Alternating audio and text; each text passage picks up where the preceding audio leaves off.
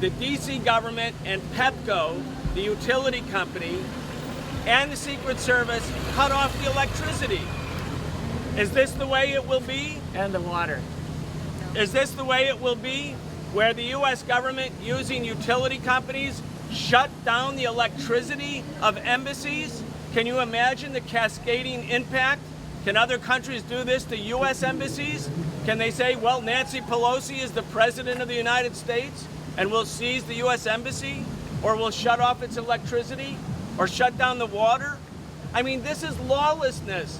The Vienna Convention is designed to protect all countries, all governments, and all diplomats. And the Trump administration, acting on behalf of the most aggressive elements like John Bolton and Mike Pompeo, is engaged in brazen lawlessness. And we have here the same tactics that have been used by these people against innocent peaceful protesters. This is what's going on. So I want to speak now. You see these people right here?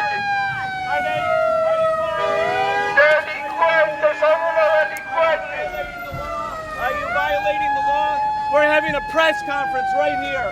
You see, we're having a press conference. This is how these people are.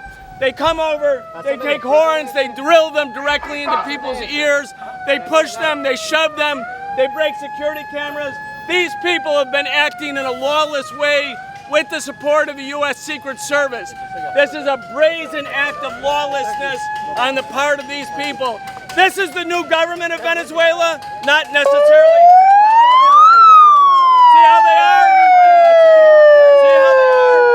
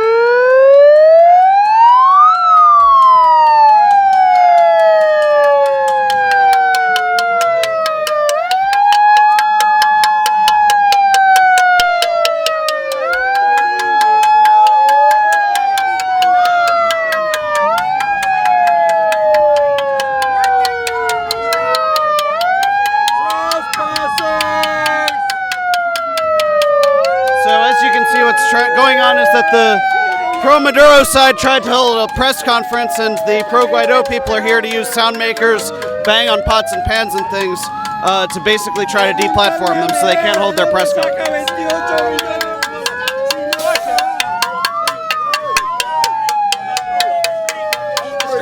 On the sidewalk. Everybody on the sidewalk. On the sidewalk, on the sidewalk. This guy right here. On the sidewalk. Take him out. Take him out. On the sidewalk, sir. We're trying to take him out. Sir, on the sidewalk, sir. On the sidewalk. You see what they're doing? You're going to let them do it? On the I thought you were separating them. Leave you on the sidewalk. She has picture with Maduro. She has picture with Maduro.